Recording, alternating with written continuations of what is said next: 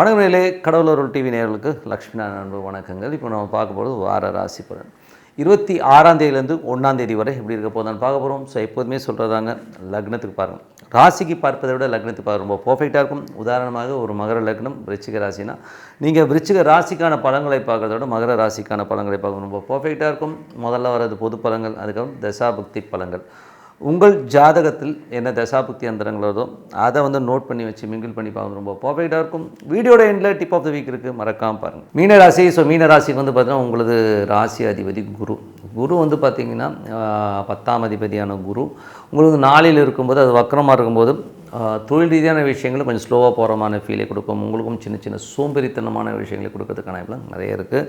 அதே மாதிரி பார்த்தீங்கன்னா உங்களுக்கு 2ஆம் அதிபதி செவ்வாய் உச்சமாக 11ல் இருக்கும்போது வெளிநாடு வெளி மாநிலங்கள் சம்மந்தமான விஷயங்கள், ட்ராவல்லலாம் நல்ல லாபங்கள், நல்ல ஒரு பெரிய வளர்ச்சி கிடைக்கிறதுக்கான வாய்ப்பு, தந்தை சார்ந்த உறவுகளில் நல்ல லாபங்கள் கிடைக்கிறதுக்கான வாய்ப்புலாம் ரொம்ப நல்லா இருக்குது. ஸோ 3 மற்றும் 8ஆம் அதிபதியான சுக்கிரன் 11ல் இருக்கும்போது திடீர் அதிர்ஷ்டங்கள், நடக்காதுங்கிற ஒரு விஷயம் திடீர்னு நடந்த ஒரு பெரிய லாபங்களை அள்ளி கொடுக்கறதுக்கான வாய்ப்பு எல்லாமே ரொம்ப நல்லா இருக்குது. 4 மற்றும் 7ஆம் அதிபதியான புதன், அது 11ல் இருக்கும்போது சுப நிகழ்ச்சிகள் நடத்துக்கிறதுக்கான வாய்ப்புலாம் நல்லா இருக்குது. திருமணம் கைகூடி வருவதற்கான வாய்ப்புகளும் ரொம்ப அற்புதமாக இருக்குங்க. மீன ராசிக்காரர்கள் உங்களுடைய 5ஆம் அதிபதியான சந்திரன் சிறப்பான பலன்கள், நல்ல ஏற்றங்களும் நல்ல சந்தோஷமும் குதூகலும் கொடுக்கறதுக்கான வாய்ப்பு எல்லாமே ரொம்ப நல்லாயிருக்கு. குழந்தைகளால் நல்ல லாபங்கள், நல்ல ஏற்றங்கள் வரதுக்கான வாய்ப்பும் ரொம்ப நல்லாயிருக்கு. 6ஆம் அதிபதியான சூரியன் 11ல் இருக்கும்போது வேலையில் வெற்றி, வேலையில் நினைச்சதை சாதிக்கிறதுக்கான வாய்ப்பு எல்லாமே அற்புதமாக இருக்குங்க. நல்ல வருமானங்கள்லாம் வர்றதுக்கான வாய்ப்பும் அற்புதமாக இருக்குது. 8ஆம் அதிபதி 11ல் போது விபரீத ராஜயோகங்களை அள்ளி கொடுக்கறதுக்கான வாய்ப்புகள், நம்ம நினைக்காத ஒரு விஷயம் மேஜிக் மாதிரி நடந்த ஒரு பெரிய சந்தோஷத்தையும் குதூகலத்தையும் கண்டிப்பாக கொடுத்துருங்க. உங்களுக்கு 9ஆம் அதிபதியும் 11ல் இருக்கும்போது வெளிநாடு வெளி மாநிலங்களில் இருக்கிறவங்களுக்கு பெரிய வாய்ப்புகள், பெரிய லாபங்கள் அள்ளி கொடுக்கறதுக்கான வாய்ப்புகளை சூப்பராக கொடுக்குதுங்க. ஸோ இதுவரை பார்த்து பொது பலன்கள். இப்போ பார்க்கும்போது தசாபக்தி பலன்கள். தசாபக்தி பலன்கள் மீன லக்னமாக சூரியன் தசாபம். சூரியன் 6ஆம் அதிபதி 11ல் இருக்கும்போது வேலையில் நல்ல ஏற்றங்கள், கேட்ட இடத்துல லோன் சேங்ஷன் ஆகி பணம் ரொட்டேஷன் இதெல்லாமே ரொம்ப அற்புதமாக இருக்குங்க. மீன லக்னமாக சந்திரன் தேசம். சந்திரன் 5ஆம் அதிபதி. அவர் பார்த்திங்கன்னா நல்ல ஏற்றங்களையும் நல்ல ஒரு குழந்தைகளாக நல்ல சந்தோஷங்களும் குதூகலத்தையும் கொடுக்கறதுக்கான வாய்ப்புலாம் நல்லா இருக்குது. மீன லக்னமாக இருந்து செவ்வாய் தசாபதி. செவ்வாய் பார்த்திங்கன்னா 2 மற்றும் 9ஆம் அதிபதி 11ல் இருக்கும்போது குடும்பத்திற்கு தேவையான பணம் வருமானங்கள் அதீதமாக வருவதும், அதுவும் பார்த்திங்கன்னா வெளிநாடு சம்மந்தமான விஷயங்கள், வெளி மாநிலங்கள் சம்மந்தமான விஷயங்கள் எல்லாமே நல்ல வருமானங்கள் வர்றதுக்கான வாய்ப்புலாம் ரொம்ப நல்லாயிருக்கு. அதுக்கப்புறம் பார்க்கும்போது உங்களுக்கு மீன லக்னமாக இருந்து செவ்வாய் தசாபுத்தி அந்தங்களில் பார்த்திங்கன்னா 2 மற்றும் 9ஆம் அதிபதிகள் நல்ல ஏற்றமான, அதை உச்சம்னாலே பெரிய லெவலில் ஒரு பெரிய பணத்தை அள்ளி கொடுக்கறதுக்கான வாய்ப்புலாம் நல்லாயிருக்கு. நிலபுலங்களாலும் நல்ல லாபங்கள் வரும். அதுக்கப்புறம் பார்க்கும்போது மீன லக்னமாக ராகு தசாபதி. ராகு 12ல் இருக்கார். ஸோ 12ல் இருக்கும்போது கொஞ்சம் அலைச்சல்கள் இருக்கும். ஏதாவது பெருசாக பண்ணணுன்ற ஒரு அலைச்சல்களை கண்டிப்பாக கொடுத்துருவாருங்க. மீன லக்னமாக இருந்து குரு தசாபதியும். குரு பார்த்திங்கன்னா உங்களுக்கு 10ஆம் அதிபதி 4ல் இருக்கும்போது ரியல் எஸ்டேட் துறையில் இருக்கவங்க வீடு வியாபாரம் கொஞ்சம் டிலேடாக நடக்கிற மாதிரி ஃபீல் இருக்கும். தாயார் கொஞ்சம் பிடிவாதமாக இருக்கிற மாதிரி ஃபீல் கண்டிப்பாக கொடுக்குங்க. மீன லக்னமாக சனி தசாபுத்தி அந்தரங்கள். சனி பார்த்திங்கன்னா உங்களுக்கு 11 12ஆம் அதிபதி உங்கள் ராசியிலே இருக்கும்போது பெரிய லாபங்களை நோக்கி உங்கள் எண்ணங்கள் சொல்லும். எப்படியா பெருசாக சம்பாதிக்கணும், பெரிய லெவலில் வரணுங்கிற எண்ணங்களும். பட் அதுக்கான முயற்சிகள் கண்டிப்பாக வெற்றி. ஆனால் நெக்ஸ்ட் லெவலில் கண்டிப்பாக அந்த வெற்றிகள்லாம் கண்டிப்பாக கிடைக்குங்க. அதுக்கப்புறம் பார்க்கும்போது மீன லக்னமாக புதன் தசாபுத்தி அந்தரங்கள். புதன் 11ல் இருக்கிற சுப நிகழ்ச்சியில் கைகூடி வருவது, திருமணம் கைகூடி வருவதற்கான வாய்ப்பு எல்லாமே அற்புதமாக இருக்குது.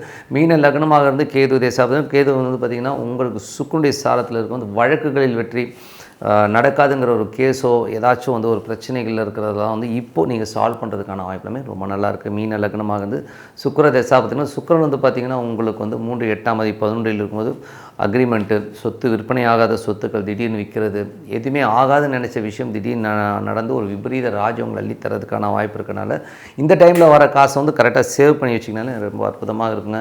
ஸோ மற்றபடி என்னை பொறுத்த நல்ல ஒரு பிரார்த்தனை, மனதார இறைவனை பிரார்த்தனை பண்ணுவோம். கண்டிப்பாக அடுத்த லெவல் வரதுக்கான வாய்ப்பு ரொம்ப சிறப்பாக இருக்குது.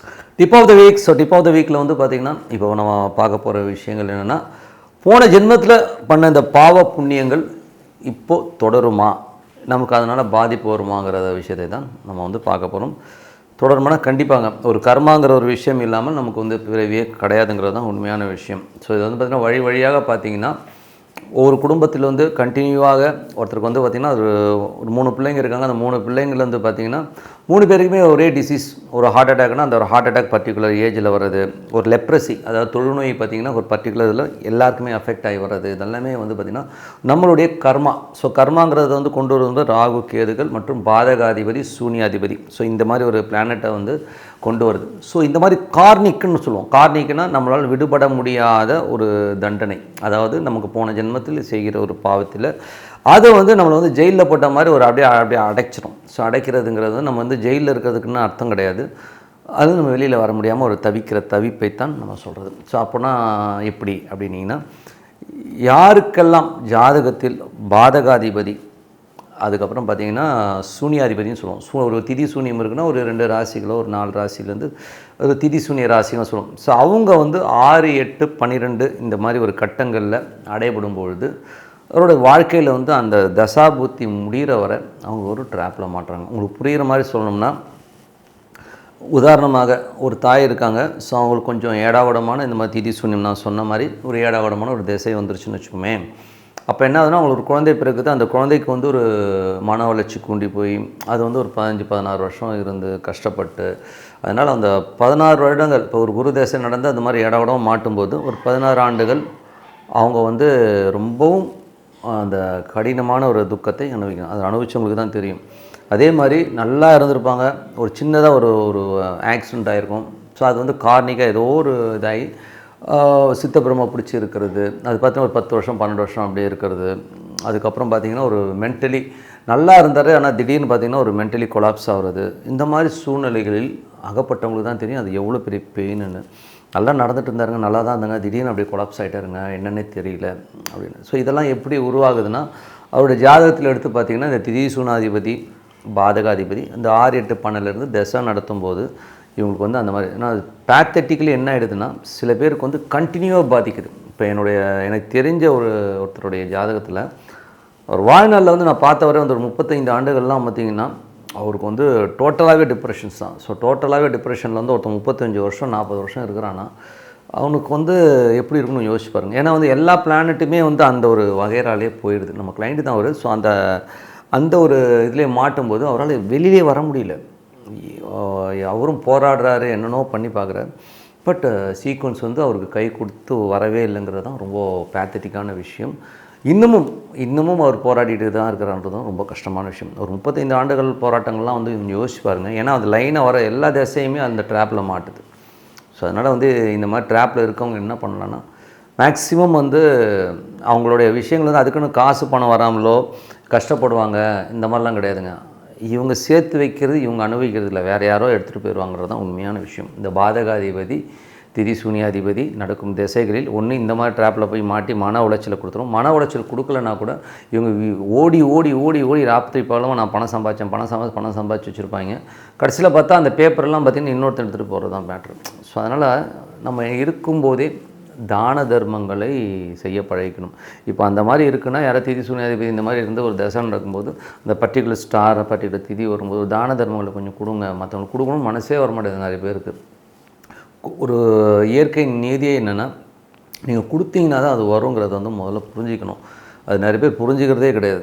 ஓகேங்களா? இப்போவும் பார்த்திங்கன்னா ஒரு சாதாரண கீரை விற்கிறவங்கலேருந்து ஒரு காய்கறி விற்கிறவங்கலேருந்து எல்லாருக்கிட்டையுமே பார்த்திங்கன்னா போய் பேரம் பேசுகிறது, போய் சூப்பர் மார்க்கெட்லேயோ இல்லை ஒரு பெரிய ஒரு கடையிலையோ ஒரு ஹோட்டலில் பெரிய ஒரு ஹோட்டல்லையோ போய்ட்டு நம்ம இப்போ 100 ரூபா தோசை 150 ரூபா தோசை 200 ரூபா தோசைனா கொடுத்துட்டு டிப்ஸு கொடுத்துட்டு வருவோம்.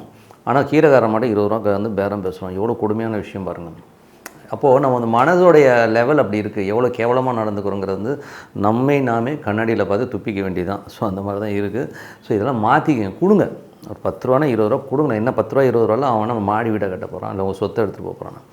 ஸோ உங்களது மனதை விசாலப்படுத்தி நீங்கள் தான தர்மம் பண்ணிக்கிட்டே வரணும். இப்போ சம்பாதிக்கிற காசெல்லாம் என் பிள்ளைக்கு என் பேரனுக்கு முப்பாட்டன் எல்லாம் எனக்கே வேணும்னீங்கன்னா நாளைக்கு உங்களுக்கு ஒன்றுமே இருக்காது. இதனால் நீங்கள் பாதிக்கப்படுறீங்கிறது தான். ஏன்னா அடித்து பிடுங்கிறதுலாம் இருக்குது. மற்றவங்க சொத்தெல்லாம் அடித்து பிடுங்கணும், ஒருத்தன் மாட்டானா அவனை மொட்டை அடிக்கணும் அப்படிலாம் நினைக்கிறவங்களாம் வந்து அவங்க சந்ததி மட்டும் இல்லை, இவனே அனுபவிக்கிறது கிடையாது. இது வந்து டோட்டலாக வந்து கோட்டுத 30-40 வருஷம் கேஸ் நடந்ததெல்லாம் இருக்குது. ஸோ இந்த மாதிரிலாம் எடுத்து பார்த்திங்கன்னா இவனை அனுபவிக்குது, மற்றவனையும் அனுபவிக்குது, இவன் இருந்து செத்து போயிடுவான். நான் என்ன இருக்கும்போது கொடுத்துட்டு போயேன், எவ்வளோ தான் சாப்பிட்ருவேன், ஒரு அட்லீஸ்ட் ஒரு 10% தான தர்மம் பண்ணாங்கன்னா 15% தான தர்மம் பண்ணால் இதெல்லாமே மக்களுக்கு வந்து அந்த இதே தெரியல. எல்லாம் எனக்கு வேணும்னா நாளைக்கு உனக்கு ஒன்றுமே இருக்காதுங்கிறது தான் உண்மையான விஷயம். புரிஞ்சுக்கோங்க. உங்கள் அப்பா என்ன செஞ்சார், உங்கள் தாத்தா என்ன செஞ்சார், அவங்க லைஃப் ஹிஸ்ட்ரியெல்லாம் வந்து எடுத்து பார்த்தீங்கன்னா அப்போ தெரியும் அவங்க என்ன தப்பு பண்ணாங்கன்னு. ஸோ கொடுத்து தான தர்மங்கள் செஞ்சு தான் இதை வந்து பரிகாரமாக பண்ண முடியுமே ஒழிய, நீங்கள் வந்து அதுக்கு உடனே வந்து நான் இதை கொடுத்தா இது தீர்மானம் இல்லை, ரேண்டமாக கொடுத்துட்டு வாங்க. உங்களோட தகுதி வந்து ஒரு 10,000 சம்பாதிக்கணும்னா உங்களால் ஒரு 100 ரூபா தானம் பண்ண முடியாதா, ஒரு 20,000 சம்பாதிக்கணும் ஒரு 200 ரூபா தானம் பண்ண முடியாதா, அது கூட கொடுக்கறதுக்கு மனசு இல்லைங்கிறது தான் ரொம்ப வருத்தமான விஷயம். தான தர்மங்கள் செஞ்சால் தான் இதுலேருந்து தப்பிக்க முடியும்னு சொல்லிட்டு உங்களோட விடைபெறுவது உங்கள் லக்ஷ்மி நாராயணன். கடவுள் அருள் டிவியை பார்த்தமைக்கு நன்றிகள். மேலும் இது போன்ற தகவல்களை தெரிந்து கொள்ள கடவுள் அருள் டிவியை சப்ஸ்கிரைப் செய்யுங்கள். மறக்காமல் பெல் ஐக்கானை கிளிக் செய்யுங்கள்.